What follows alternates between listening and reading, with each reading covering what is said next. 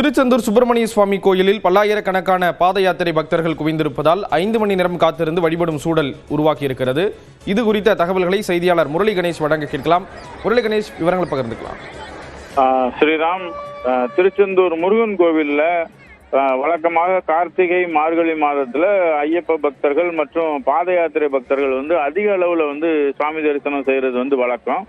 அந்த வகையில தற்போது திருச்செந்தூர் சுப்பிரமணிய சுவாமி கோவில் முழுவதும் பாத யாத்திரை பக்தர்கள் மற்றும் ஐயப்ப பக்தர்கள் தான் அதிக அளவுல காணப்படுறாங்க. இன்று அதிகாலை 3 மணிக்கு கோவில் நடையானது திறக்கப்பட்டு சுவாமிக்கு விஸ்வரூப தீபாராதனை, உதய மார்த்தாண்ட அபிஷேகம் நடந்தது. இதனைத் தொடர்ந்து மற்ற கால பூஜைகள் நடைபெற்றது. இன்று ஞாயிறு விடுமுறை தினங்கிறதுனால தமிழகத்தின் பல்வேறு பகுதிகளில் இருந்தும் வெளி மாநிலங்களில் இருந்தும் ஏராளமான பக்தர்கள் வந்திருக்காங்க. குறிப்பா தென்காசி, விருதுநகர், விளாத்திகுளம், ராமநாதபுரம் பகுதியிலிருந்து ஏராளமான பக்தர்கள் பாத யாத்திரையாக கோவிலை நோக்கி வந்தவண்ண இருக்காங்க. இந்த பாத யாத்திரையாக வந்திருக்கக்கூடிய பக்தர்கள் கோவில் வளாகத்துல காவடி எடுத்தும் அழகு குத்தியும் அங்க பிரதர்சனம் செஞ்சும் தங்களது வேண்டுதல்களை நிறைவேற்றாங்க. தொடர்ந்து இவங்க கடல்ல புனித நீராடி, ஐக்கிரவு நாளிக்கிணறுல புனித தீர்த்தத்துல நீராடி கிட்டத்தட்ட 4 முதல் 5 மணி நேரம் நீண்ட வரிசையில காத்திருந்து சுவாமி தரிசனம் செஞ்சு வராங்க.